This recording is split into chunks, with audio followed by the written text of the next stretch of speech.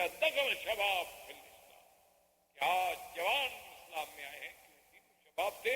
اور خالد ولید تو وہ آدمی ہیں کہ پورے عرب کی تاریخ میں یعنی حضور صلی اللہ علیہ وسلم کے قرن میں صرف دو آدمی تھے، ایک خالد بن ولید اور ایک زبیر بن العوام، جو دونوں تلواروں دونوں ہاتھ سے لڑتے تھے. ورنہ آج تک کوئی بہادر ایسا نہیں ہوا جو دو ہاتھ سے لڑے. ہمیشہ تلوار ایک ہاتھ سے چلائی جاتی ہے، دوسرے میں ترس پکڑتے ہیں، ڈھال پکڑتے ہیں، گھوڑے کو پکڑتے ہیں اور ایک ہاتھ سے تلوار چلاتے ہیں. لیکن یہ دونوں ایسے بہادر تھے کہ دونوں ہاتھ سے تلوار چلاتے تھے اور گھوڑے کو اپنے ٹانگوں سے قابو رکھتے. اور ماشاءاللہ قد اتنا بڑا تھا کہ گھوڑے سے بھی پاؤں زمین پہ لگ جاتا، طویل قامت تھا اور اتنی ہیبت ہوتی تھی کہ دشمن سامنے کھڑا نہیں سامنے آئے. اور وہ فضالہ جب آیا تو اس نے قریش سے پوچھا کہ مکے والوں کیا خیال ہے، حالات کیا؟ انہوں نے کہا ہم تو تیاریاں کر رہے ہیں، حالات کیا ہیں؟ ہم نے تو صلح حدیبیہ کا ایک بہانہ بنایا کہ کچھ ہمیں تیار ہونے کا موقع مل جائے. ہم تو تیاری کر رہے ہیں، بس تھوڑی دیر ہے، ہم جب تیار ہو گئے ہم تو پھر حملہ کریں گے مکے میں، مدینہ منورہ. حضور صلی اللہ علیہ وسلم کو ایک اطلاع یہ ملی اور ایک اطلاع یہ ملی کہ بنی غسان جو ہیں وہ تیاری کر رہے ہیں مدینہ منورہ پہ حملہ کرنے کی، جس کو مارکہ موتا کہا جاتا ہے. موتا تو حضور پاک نے اس کے لیے عمرو بن العاص کی قیادت میں حکم دیا، لشکر کو موتا روانہ کیا. وما علینا الا البلاغ. برادران اسلام، واجب الاحترام بزرگوں، دوستوں، بھائیوں، عزیز نوجوانوں، حضور صلی اللہ علیہ وسلم کی سیرت طیبہ کے دروس کے سلسلے میں الحمدللہ ثم الحمدللہ کہ ہم نے سرکار دو جہاں حبیب کبریا سیدنا محمد مصطفیٰ صلی اللہ علیہ وسلم کی ولادت طیبہ سے لے کر پھر آپ کی ہجرت، غزوہ احد، غزوہ احزاب، اجلاء یہود اور اس کے بعد غزوہ خیبر، اور غزوہ خیبر کے بعد حضور صلی اللہ علیہ وسلم کا واپس مدینہ منورہ میں تشریف لے آنا اور مختلف سرایا کو مختلف علاقوں میں بھیجنا، تاکہ جن لوگوں نے احزاب کے موقع پر بغیر کسی عداوت کے کفار قریش کے ساتھ مل کر مدینہ منورہ پہ چڑھائی کی، ان کو ادب سکھلایا جائے تاکہ آئندہ کوئی قبیلہ ایسی جرت نہ کر سکے. اسی ضمن میں حضور صلی اللہ علیہ وسلم نے ایک سریہ میں لشکر تیار فرمایا اور اس کو غساسنہ یہ بنو غسان جو ہیں یہ روم کے حلیف تھے. جیسا کہ آپ پڑھ چکے ہیں اور تاریخ میں سن چکے ہیں کہ اس دور میں جو سپر پاورز تھی یہی تھی، روم تھا، کسریٰ تھا. تو یہ غسان جو ہیں، غساسنہ جو کہلاتے تھے، یہ خود بھی ایک بہت بڑا قبیلہ تھا، لیکن یہ حلیف تھے روم کے. حضور صلی اللہ علیہ وسلم نے بنو غسان کی تعذیب کے لیے جو لشکر تیار فرمایا تقریباً 2000 آدمی پر مشتمل، کیونکہ وہ بہت بڑا قبیلہ تھا اور بڑا طاقتور قبیلہ تھا،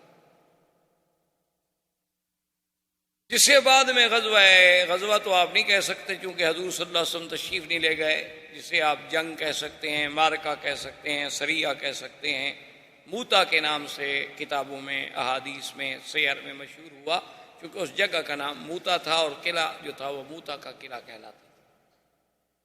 اور اس سریے میں ایک عجیب بات ہوئی کہ حضور صلی اللہ علیہ وسلم نے جب سریے کو حکم دیا جانے کے لیے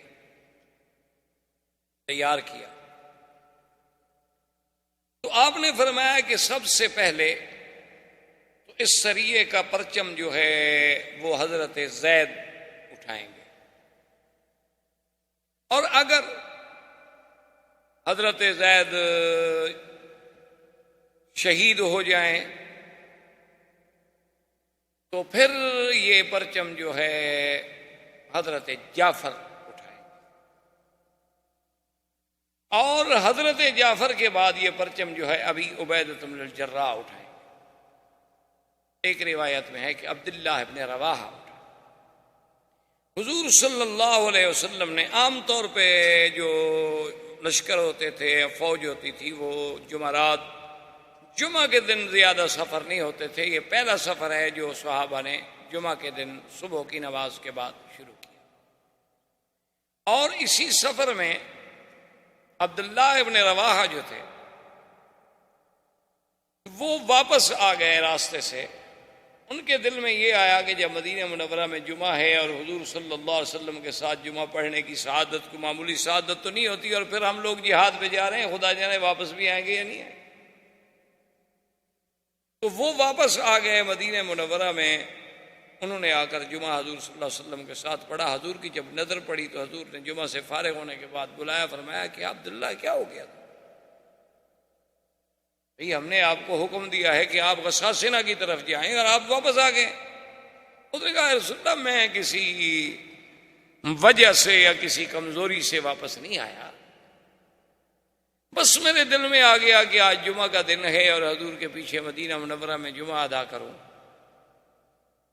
اور پھر میرے پاس الحمدللہ بڑی تیز رفتار سواری ہے اور میں قافلے کو ابھی جا کے پکڑ لیتا ہوں. حضور نے فرمایا تم جانتے ہو کہ اگر ساری دنیا جو ہے نا وہ اگر تمہیں مل جائے اور اللہ کے راستے میں خیرات کرو تو ان کے ثواب کو تم نہیں پہنچ سکتے جو جا رہے ہیں. تو خیر عبداللہ بن رواحہ چل. جب یہ قافلہ روانہ ہو گیا تو ان کی مدد کے لیے اور صحابہ بھی بھیجے گئے. اب ان کا جو عدد تھا وہ 3000. ایک یہودیوں کا بہت بڑا عالم تھا، اس کو جب ایک صحابی نے یہ بات سنائی کہ اس طرح حضور پاک نے لشکر بھیجا ہے، سریہ بھیجا ہے، اور آپ نے فرمایا کہ پہلے پرچم زید لے گا، پھر جعفر لے گا، پھر عبداللہ لیں گے، تو اس یہودی نے کہا کہ تم سمجھتے ہو یہ کیا بات ہے؟ کہا کہ نہیں کوئی بات نہیں، یہ تو پرچم ہے. کوئی جنگ میں کبھی وہ اٹھاتا ہے، کبھی وہ اٹھاتا ہے، کبھی وہ اٹھاتا ہے. اس نے کہا نہیں، اللہ کا نبی جب ایسی بات کرے تو یہ دلیل ہوتی ہے کہ وہ لوگ شہید ہو جائیں گے. حضور صلی اللہ علیہ وسلم نے جب یہ بات فرما دی ہے کہ پہلے زید اٹھائیں گے پرچم، پھر جعفر اٹھائیں گے، مطلب یہ ہے کہ وہ شہید ہو جائیں گے، اب وہ بچ نہیں سکتے. کہا کیسے؟ اس نے کہا بس ہم نے تو کتابوں میں پڑھا ہے نا کہ اللہ کے نبی سے جب یہ بات نکل جائے تو یہ علامت ہوتی ہے کہ وہ لوگ شہید ہو. اس نے کہا ٹھیک.